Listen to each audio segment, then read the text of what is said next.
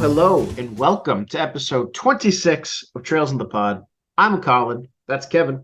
No derailment of weird Kevin intros today to symbolize how Chapter 7 of Trails in the Sky at Sea is all action, no side quest, no wasting time. Let's get right into it, Colin. I feel like that was a bit of wasting time and a bit of a derailment, but that's quite all right. So, Kevin, how do you like this chapter? Like, give me your overall impressions. What do you think about this? Overall, I liked it. We got some good plot moving forward, both setting up the towers and at the end, changing the name of the game with this giant fucking golden city that rose above the ground. One. Two, the villains won. For all we disrupted the towers, the heroes did not come away with the W on this.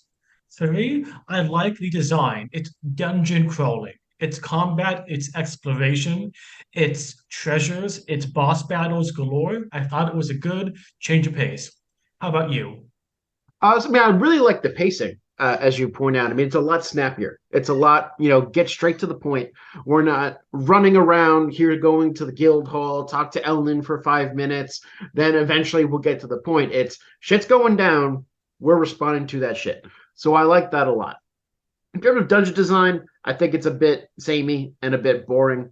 And in looking at things narrative wise, like it's very clear to me that this chapter is just pointing you towards the next chapter. As a unit, it does not stand. It doesn't have to stand as a unit, but I'm just pointing that out because other chapters do, and this one does not. So I want to respond to things you said. The pacing is quick, and this is a great way of reflecting I guess you would call it the intensity of the situation within the game. Yeah, the urgency. Stuff happens, we respond right away. And so you feel like stuff is going down. We have to go from A to B to C to D. Whereas if we had optional side quests, if we had lots of cutscenes, it would feel cognitive dissonance. It would feel disjointed. No, I agree with you completely. Uh, I guess what I find refreshing is that there are a couple of places where it seems that things should be urgent, and then we are able to run around whatever city we're in and take our time. The refreshing part about this is that it forces you to not do that. It just drops you directly off at the dungeon that you need to go to. You go and do it, and then you have more scenes showing more danger. It's very well done in that regard. And the interludes we see from outside the party's perspective, they only serve to heighten the tension. It's all the stuff that's going down across the entire kingdom of Liberal. Yeah, it's showing that this is a national conflict. It's also showing that you're not the only people involved in this. You have a very important role, but the army's involved. The other braces are involved. And it's also reminding us that it's impacting characters that we care about, looking at the orphans and Matron Teresa. Yeah. So you're right, it does not stand on its own. It is clearly leading up to go explore the Golden City, which I guess we'll do next chapter. But that's fine. I didn't feel like this was not a complete chapter because of it. It wasn't independent, but to me, it was still complete, if that makes sense. Yeah, it does. I guess to me, I'm used to a complete narrative arc in a given chapter that gives us enough meat to really like dig into on these podcasts. And we do have stuff to talk about for sure. But in terms of like getting into the nitty gritty of the plot points, there's only a few things we can actually talk about, mostly character interactions. Whereas the overall plot point, like the only major plot thing that happened was the end. And we don't know really what all that means yet. The plot is a sentence. The towers activate, the game shifts. We have something entirely unprecedented in the sky. That is three That's it. sentences. That's three sentences. It's semicolons. What? Okay. You're like my undergrads. All right. Why don't we start with what story we do have? Because this chapter opens up with a really interesting discussion, I think, between Estelle, Joshua, and the Queen about what Joshua had been up to and about the Queen's feelings about the village of Hamel. So Alicia gives Joshua a full pardon for his actions. He wasn't causing trouble, causing harm to the citizens. He was acting, for the most part, on the side of the law. The Capuas were not big sky bandits at that time. So he got a pardon, much to his surprise. And Estelle is like, stop talking, don't give any cause to have that yanked away. Mhm. And then we get some, like you said, some fascinating insight on Hamel from a different perspective. Because Luva and Joshua, they were there, they were kids. It's, I don't want to say limited, that would demean what they experienced, but we see a more maybe cynical, maybe broader perspective from Alicia, who she knows what's going on.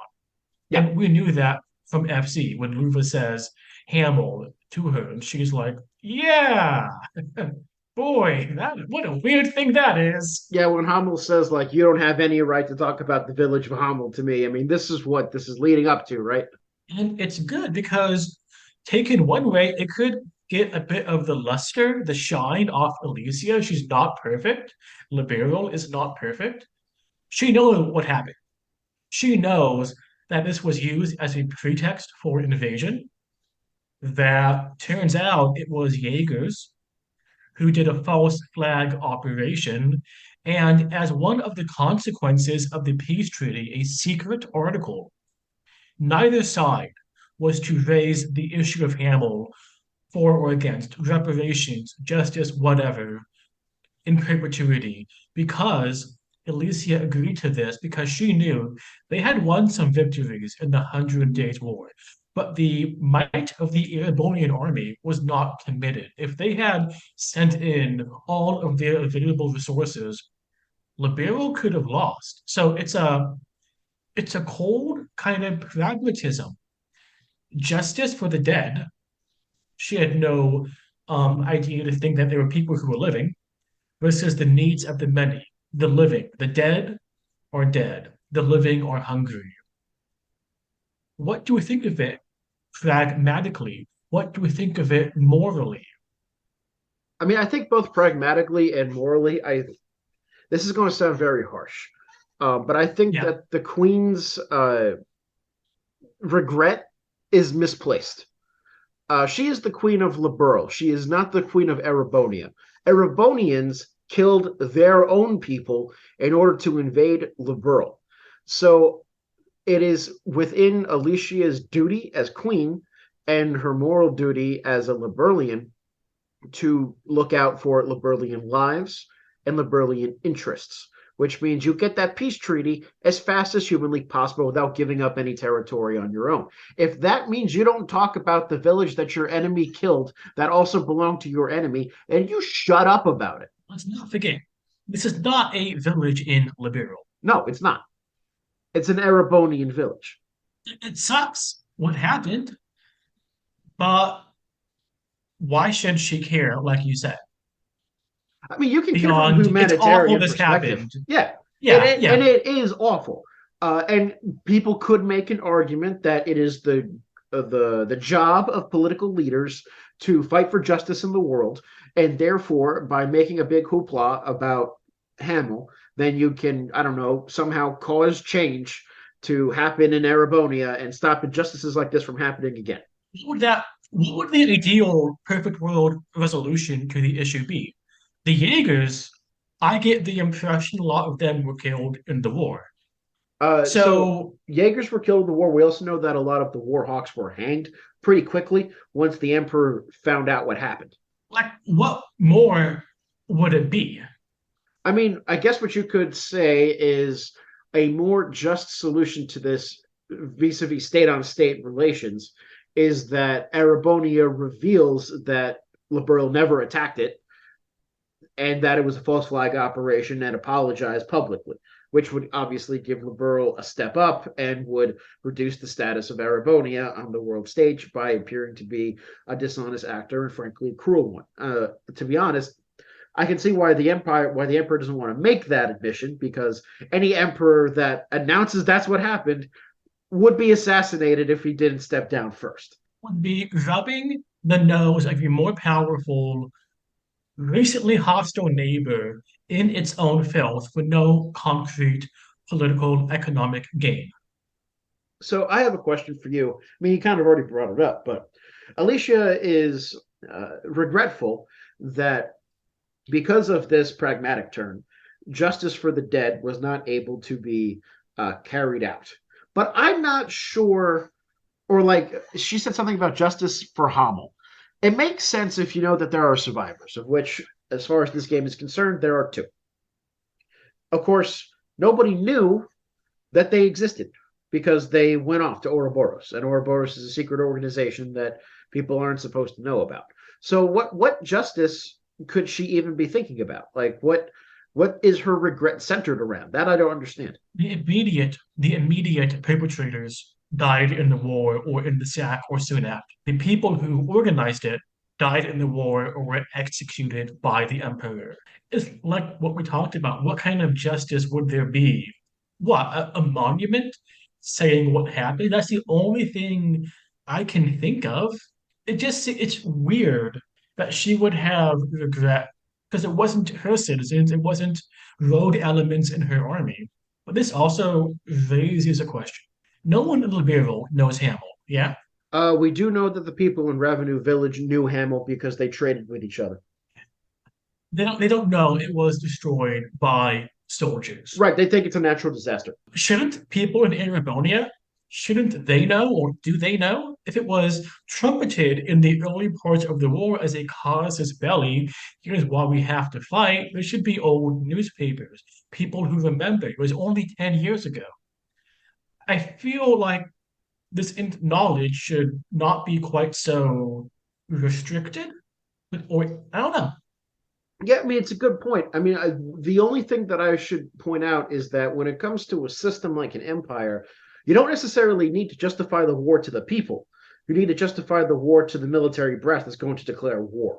So I could foresee a reality in which this invasion happened, quote unquote, even though it wasn't an invasion, and then was used to convince the politicians to declare war, but they didn't make that public for some reason. I'm not really, to me, it doesn't make sense, but I could see that as a potential reason. Oh, I thought we were told by Luva and or by Joshua that this was used in the papers for the mass people. I don't remember that. That doesn't mean that didn't happen, but I don't remember either of them talking about putting it in the newspapers. Let's entertain the hypothetical possibility that it was put in the Yeah. newspapers because it's a really good way to incite your people Oh, yeah. for an offensive war. Yeah, no, there ain't no better way to want to make people want an offensive war than to make them think it's a defensive war. And yeah, there would definitely be newspapers. There would also be living memory of people remembering, hey, I thought Liberal invaded us, whatever happened. There are ways to cover that up. We made a mistake. We thought it was Liberal. Actually, it was a natural disaster, and then they just never talk about it again. We could also see how Arabonians seem to have more control over their newspapers than Liberal or Crossbell does. So they could somehow like spin it or just kind of wipe it away. Of course, you'd have to like burn past issues or something. Uh, I feel like the average person in Arabonia should know what they were told about Hamel, and it'll be interesting to see if that is the case Yeah, I in mean, the Cold Steel games. the topic does get visited again in the Cold Steel game a couple of times, but I don't remember if they really touch upon popular opinion of that. But we'll see in like 2 years. So we're then given the royal commandship, the Orsay, to go to each of the four towers. And all our party is there, all the people we've gathered, with the one exception of Olivier. Yeah, And why is that? He was with us against the coup, and we talked about this, how it would have been awful for relations if Olivier somehow died. yeah. Why isn't he here now? Well, it seems from the description of, I mean, here's the thing. I know why he's not there, and I don't want to give anything away. But you can see in his dialogue in that opening part that it seems like he's in Liberal for a reason, right? He's clearly on some kind of mission for Arabonia, and now is the time for him to act on behalf of that mission, right? He even makes a comment that he's been hanging out with Liberlians for too long, but they had given him permission or dispensation or something like that. So it's really just Olivier saying it's time for him to do what he's actually there to do. And that would be super interesting to see why was he all the way in Liberal way back in the early chapters of FC. Yeah, absolutely. But the unfortunate part is that we don't have Olivier as a party member for this chapter, and there are a couple of fights in which I feel like he could have been helpful. That ranged impede is a godsend. It really sucks if you're like me and you used him a lot, so he was leveled, and certain other party members were not as leveled as high. You know what? Let's jump into talking about that. So the way that the rest of this chapter is structured is that we visit each of the four towers. They all have different dungeons because we're being put into another dimension. And then we have to fight an enforcer in the order of Blue Blanc, Walter, Luciola, and Red. And Kevin, I don't know if you had this experience, but it seems very clear to me that all of the enforcers are balanced around your characters being the same level as Joshua, who joins the party at level 75. And your top characters are probably around 67 to 69. Nice. And so what happens is that, like, for example, my party makeup when I'm fighting Blue Blanc was Estelle, Joshua, Zin, and Shara. With the exception of Joshua, if any of them attacked Blue Blanc without a strength buff, they would deal 0 damage. They dealt no damage. The fact that I could beat it on my second attempt was halfway a miracle. Of course, you beat it, you get a lot of experience, and then the rest of the fights are easier. But clearly, there's a difficulty spike that we hadn't seen in the last game or in this game. So I'm going to push back a bit on the severely underleveled. Estelle was about 70-ish, 71, and I grinded a fair bit for Blue Blanc's tower and the other towers when we had required party members. So by the end, Joshua was maybe 2 levels ahead. So I didn't find I had underleveling issues for the boss fights because Estelle was a bit higher level and I just went through the towers, different floors, grinding levels quickly, fighting every monster, going to all the chests, so on and so forth. But But hold on, it is a difficulty spike. let Go me push on. let me push back a little bit too, because the entire design philosophy around these games so far has been no grinding is required. With the exception of if you have a party member that's severely lower than everybody else, but then the scaling of the experience increases so that you do a couple of normal fights and they will just catch up naturally. It's not like I fought nobody. I fought my fair share of monsters. I fought a normal amount, which is the pacing that this game has made me expect to be followed. And I was basically using my normal party throughout all of these towers. So to me, it was kind of a failure in noticing where the player was going to be when you got to Blue Block. I get that.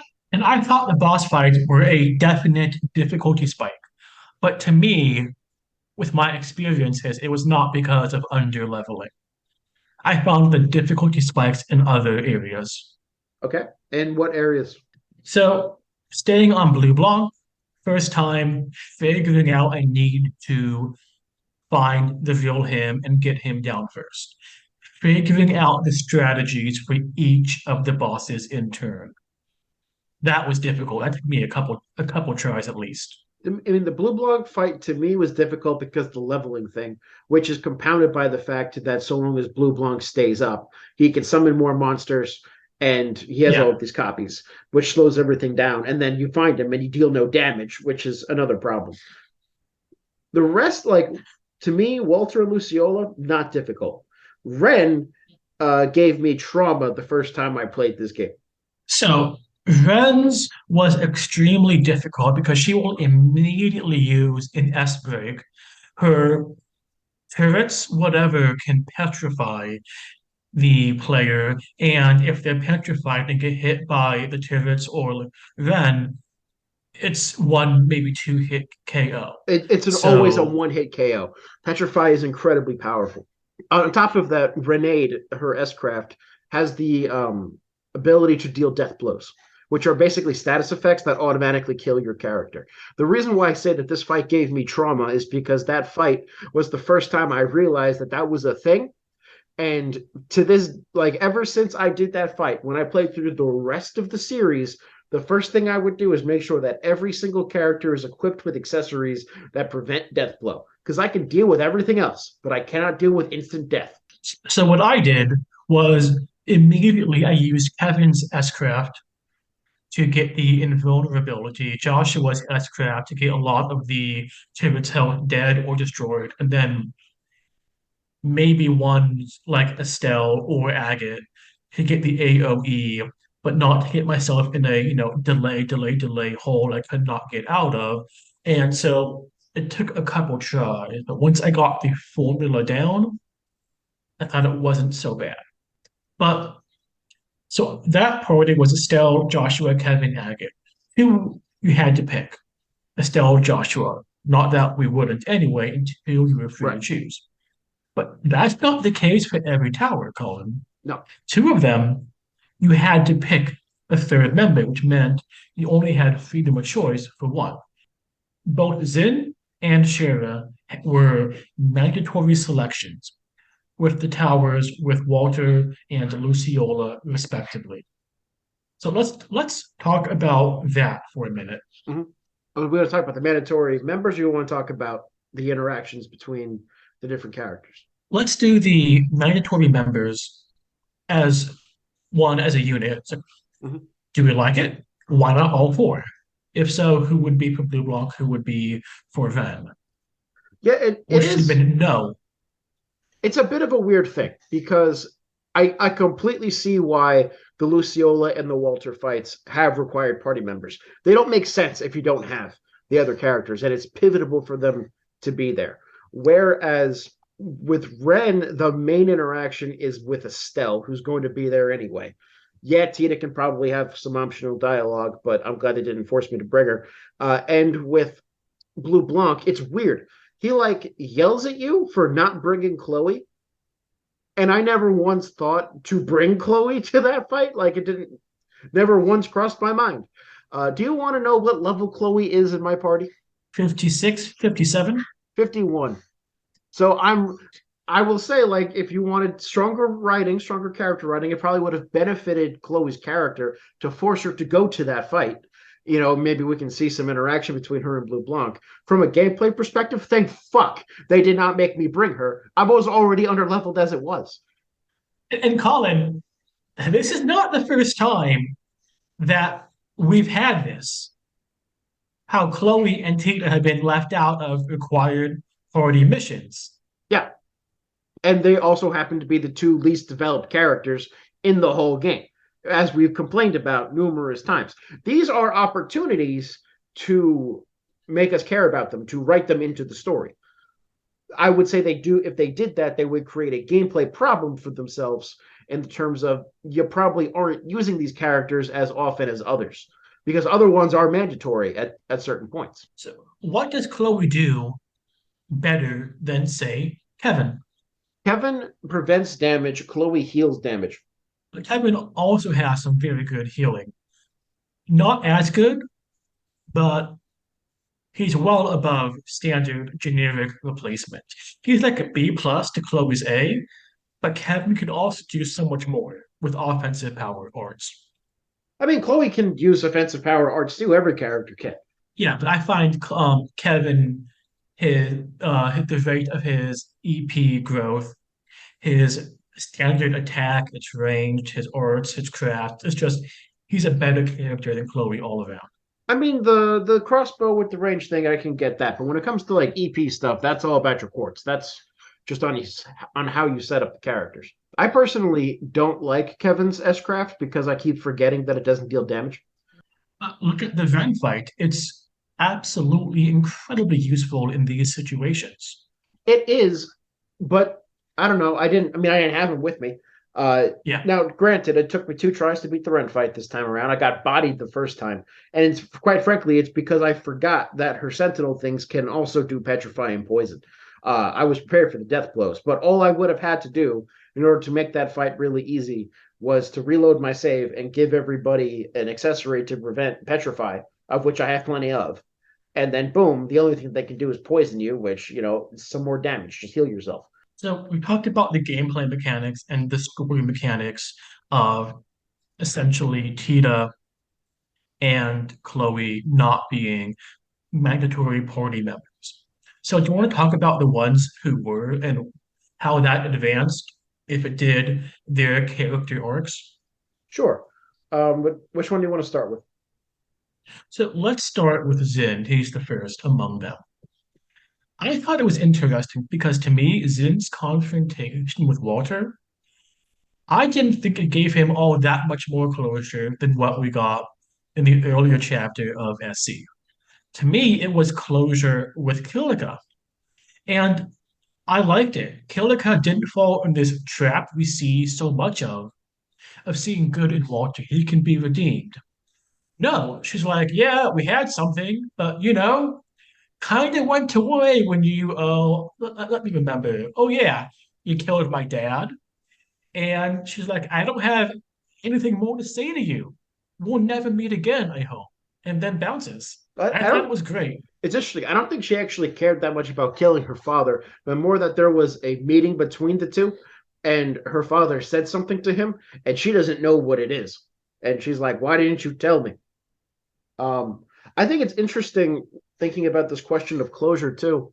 Uh, when we're looking at Sherazard and Luciola, Yeah. in that, like, there's some revelation there that Lucy was the one who killed Mr. Harvey, but it's not complete. And I don't think that either of these are intended to be complete arcs yet. Well, one, does that signify there's more to come with Walter, with Luciola in the next chapter when we go into the Golden City? I guess I mean, if like we'll still every have more. every single enforcer says we're going to fight again, and then they disappear. So I assume that we'll be seeing them again. What more needs to be said? Shara went down her path long ago. And like we saw with her chapter in Luciola a couple of chapters ago, it'd be nice to know more, but it's not that essential. She she has a home, she has a family, a career, she is going forward. And yeah, learning that Luciola killed the circus troop leader, that was a blow. She wants to know more why about it. But I don't get the impression, and tell me if you think I'm wrong, I don't get the impression that Shiva needs this information and she will like be incomplete without it, if that makes sense. I mean, I don't think she'd be an incomplete person, but I think she definitely wants to know it, and the game wants Yeah, you to want to know it. So I think that it's an important part of the story. she definitely wants to know, and it would help provide some closure. But that's what it is, closure on the past. She could still have a complete arc without knowing more than what she learned in this chapter. I don't know because there's still the Luciola problem in the fact that she's out and about and active and doing stuff in Liberl. I think that part of Shera's arc is dealing with that very physical presence. It's not just being okay with Luciola. Yeah, and I guess maybe and this may be wrong to do so, and separating the Luciola and the information on the past, and Luciola as the present danger as a member of the society. Whereas she still has to fight Luciola, still has to free this region from this enforcer. But if they somehow fought and Luciola was stubborn and was like, I'm not going to tell you anymore about what happened or why I did it, I feel like Shira defeating Luciola, getting stability for the home she chose, that would be a complete arc, if that makes any sense. No, I agree with you on that. I'm just saying that the arc isn't done yet. Yeah, yeah, exactly.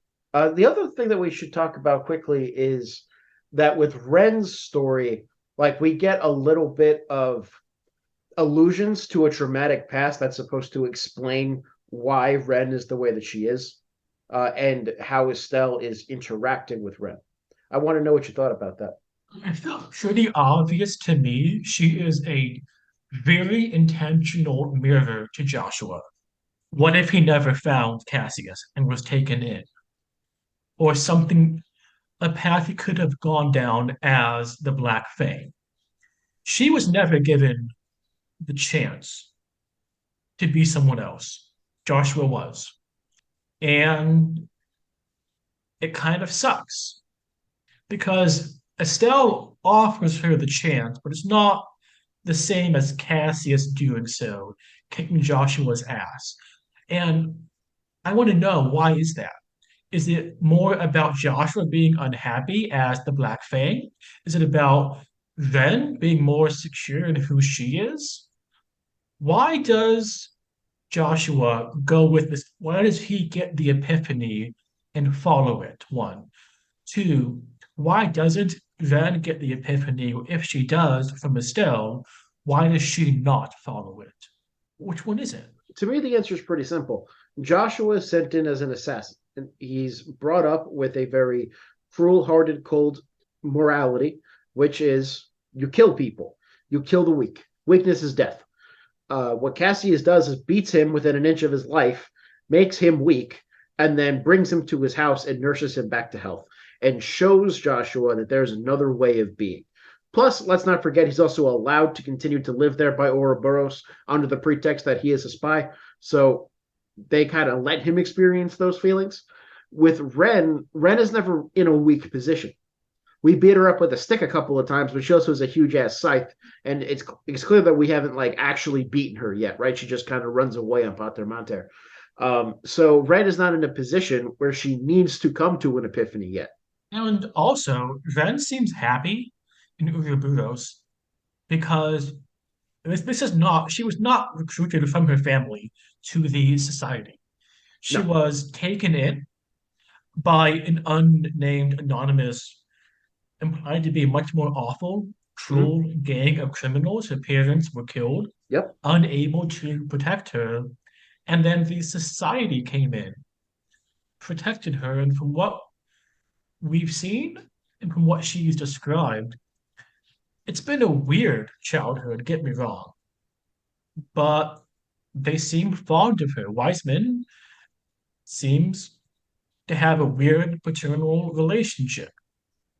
I have two things to say. The first is she did not say that her parents died. She said that they were not real parents because they didn't come get her back. Oh, okay. The second one is that I really like this scene because it leads to something that happens in Trails to Third. Oh my God, Colin. Okay, so leave aside the more foreshadowing.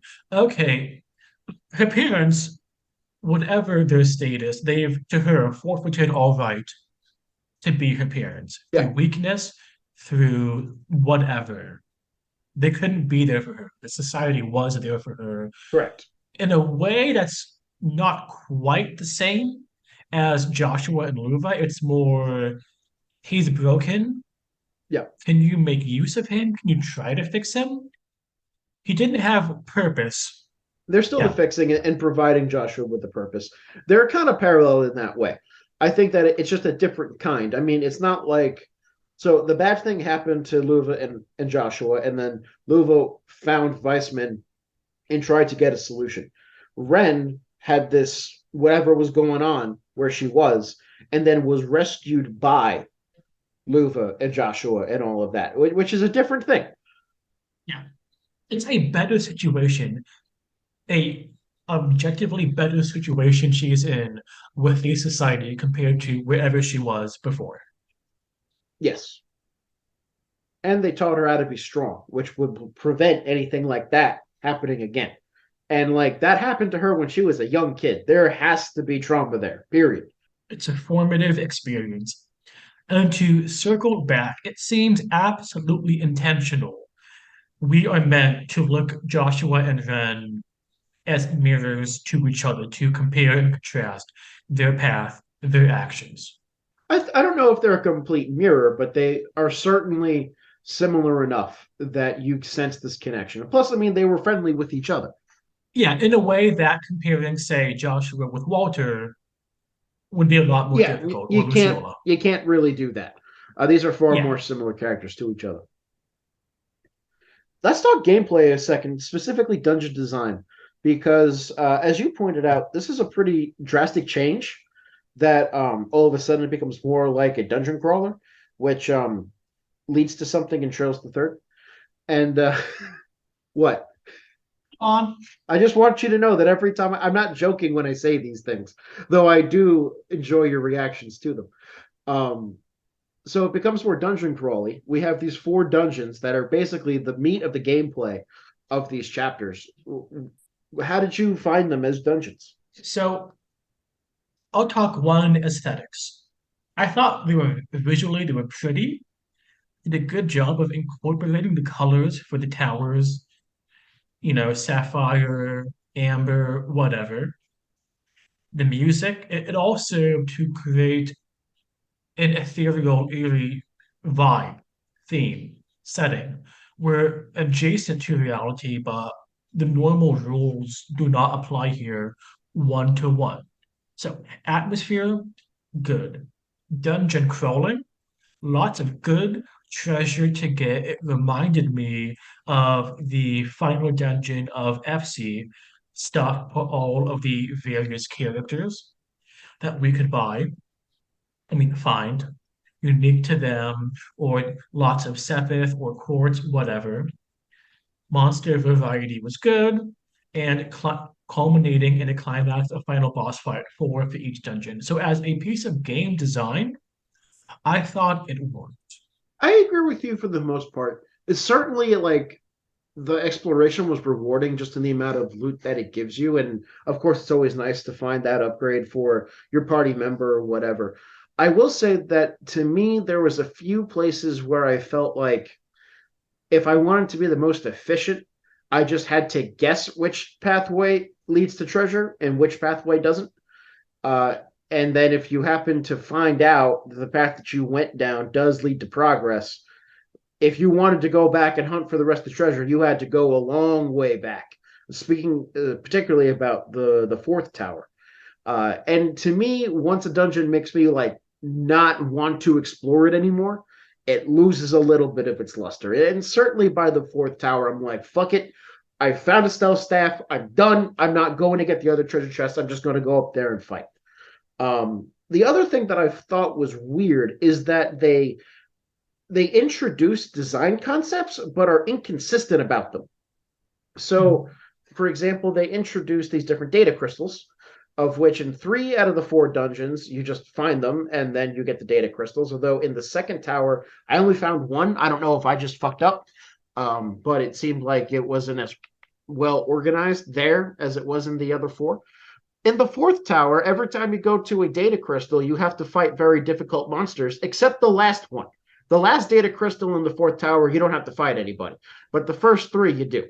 And I don't get why they changed that from the first three towers to the last tower, and I don't get why they changed it in the fourth tower at the end of the fourth tower. So, to play devil's advocate, get you used to a pattern, a three beat, and then subvert it at the end. Oh, you have to fight for it, which may be good, may be bad. I'll say I liked it for the grinding, recharge, CP, whatever. However, Colin, one thing I was very confused. I thought it was going to lead that the data crystals would get something that we could use, but we didn't. Not a weapon, no super awesome quartz or whatever. It's just I don't know what the payoff is. It's not clear why we had to do this optional, and it is optional thing. So I can imagine lots of players being like, what's the payoff? Is there one? Screw this, I'm not going to do it. I think that the payoff is the story. I mean, clearly they're talking about the lore that's going on, even though we can't really read it right now. And so then we give it to Russell, who is going to decode them. If I remember correctly, in the next chapter or two, we get to read the full ones, which will then like reveal a lot of backstory about the Aureole and all of that stuff. Um, Given the fact that I did not find all the crystals in the second tower, I will be looking them up online so that I can just read them all. But that's the reward. I mean, and I think that is perfectly fine, rewarding the player with story in a story focused game I think that's top notch. That's not a problem. What the problem that I faced is that I don't like it when games subvert your expectations for the reason of subverting your expectations. We had talked about that before. And so Yeah. I don't think that much is added by making you fight monsters in the fourth tower 3 out of the 4 times. It just seems to play with the player expectations for the sake of playing with them. I wish they were a bit more upfront about there will be a payoff about A, B, and C for the crystals, and maybe have some way of getting a game reward that's beyond the lore to entice the player to do have a more material benefit, maybe? Or was that a bit too like greedy grubby? I think that both of the elements there are present in the game because I'm fairly certain that if you get all of them, you get additional BP, which then leads you to getting better rewards as you go up the Ah, ranks. So I mean, okay. I'm pretty sure that's a facet too. And the other ones is if you take up 5 seconds to look at what's written on them, as much as you can read, you should be intrigued. And then Russell very clearly says, "Give them to me. I will translate them for you. It'll just take some time." So I think that the game's doing everything it can to tell you there will at least be a lore payoff with these. Okay, I get that perspective, that interpretation. So let's move on to the very end of this. So at the end of this, we see that turns out Weissman was successful and is bringing out the Oriole or the Aureola or whatever you call it from another dimension. And we see it come out, and it's this big flying city. And then at the very end, it seems to activate that orbital shutdown phenomenon on a pretty wide scale. That's how the chapter ends. And this is a Yes. pretty it's a decent sized departure from the tone that the series had had up to this point. We've kind of flirted with the supernatural a little bit in terms of like entering the final dungeon in FC and seeing the advanced technology, but we hadn't had alternative dimensions yet. So this is not the first time we've heard of the Aureole, the final dungeon of FC. So my question for you, Colin, is this what they were trying in FC? If it had gone off without a hitch, if they were successful? Yeah, I mean, this is what Weissman says he wants to do the minute you meet him in FC. That's why I told you to pay attention to that. He has foreshadowed this moment since Roland in the prologue. So I want to just be clear. If Colonel Richard had succeeded, they would have done this with the towers a game early, essentially. Yes, I mean I think that ultimately Alan Richards' success or failure has nothing to do with Ouroboros' success or failure once they got access to the Reverie Corridor. Not the Reverie Corridor, but whatever that final dungeon is called. Because that is not the Aureola. Okay, so the end of FC, him succeeding was more to get a conducive, helpful political atmosphere to do their stuff in SC without interference then. Maybe not even that. Ouroboros needed access to the bottom floor of the castle. And that's how they managed to get in there. Okay, so, and then maybe a good answer to this question, why not do this phase three stuff like chapter one of SC? Why wait so long beyond the you need to play a full game first I mean, reason? they provide a pretty decent lore reasons in that you need gospels as terminals to make Yeah. the towers work, and they had to create them from scratch. So the first half of the game was them testing them out to make sure they worked. Okay, so the timeline of Richard's coup and the timeline of accessing the Aureole are fairly independent of even if he succeeded, it would still take about this long then. I think so. That's my Okay, take on it. Yeah. so that's good to hear to get at a baseline because you're exactly right. We are in the mystical, the supernatural, maybe even the magical to end SC, which is a total departure from FC, which is the intelligence department has launched a coup Yeah. and is arresting everyone. It's much more mundane. Whereas here, we are really, it's asking a lot more of the player to believe that this is I guess, possible, or it's not out of left field. That what we've been playing leads us to think, yes, it's magical, but it's still within the suspension of my disbelief. Yes, and I think it's a pretty big ask for the player, to be honest. They do this again. I mean, the supernatural aspects of these games are not going away.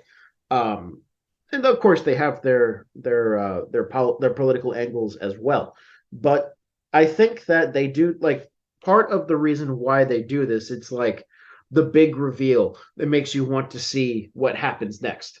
As far as I'm aware, like beyond a bit behind the scenes, you had beaten this chapter like a week before me. Yeah, I had not played it until literally yesterday, just because of Thanksgiving travel. I wanted to play during Thanksgiving break, and I kept getting interrupted by family and friends, and stuff like that. Um, you've been pestering me all week to play it because you really, really, really, really, really want to play Chapter 8, and this is the first time that that's happened. yeah. So, and it's not because I don't like FC or SC until now. It's that I found it not difficult to stick to the a chapter every 2 weeks because a lot of that was time management. I had the week off from work. I took some vacation. So, but also it was this new thing, and I want to go explore the magic golden city with a magic. We got thrown a curveball, and I want to see what the state of the board is now. That the pieces have been rearranged, that the rules of the game have changed with the appearance of the floating city. And I think in that sense, then the narrative move is successful. It hooks you in. It makes you want to see what's going to happen next. Now, it's up to the game so that as you play the rest of it, it sells you on its vision. But I think that if it is able to provide that hook, then it's justifiable right now. But it has to then pay off That would be the key test. Is this a successful landing of the plane now that we've gone on a new course? precisely. And Kevin, I think the only way for us to find that out is to go ahead and play Chapter 8. Yeah, we've done chapter 7. To me, it was a very effective setting up for the end game. Yep. I mean, I think that so we have chapter 8 and we have the finale. So we're nearing the end. And we should always remember that finales are like a separate chapter unto themselves. It's not like this is the last chapter and then a short little cutscene. So just keep your expectations in check on that. Um, but we are We're finishing not up going to pretty soon. do we're not going to do what we did last time and think, oh, can we do chapter 8 and the finale in a single episode? Maybe, let's find out. We're going to do chapter 8 its own episode. Oh yeah. And then we'll do the finale its own episode. I mean, I think the finale in any Falcom game needs its own episode because the finales are always longer than you think they are. I swear to God, every time I play a Falcom game, I think I'm going to beat it at like 9 p.m. and I end up beating it at like 3 a.m. because of how much longer it takes. It's definitely how it happened with Hajimari, man, let me tell you. But that's neither here nor there. Can't wait to get to that one in 4 years. All right, Kevin, do you have anything else you want to talk about, or are you going to let us out? I'm super excited for chapter 8 to see the end of SC. It'll be sad to say goodbye to Joshua and Estelle as our lead members, but I'm also looking forward to seeing other people take up the mantle. But we're near the end. We're not there, but we're near the end. See you next time. I'm Kevin. That's Colin. Thanks, everyone, for listening. Bye bye.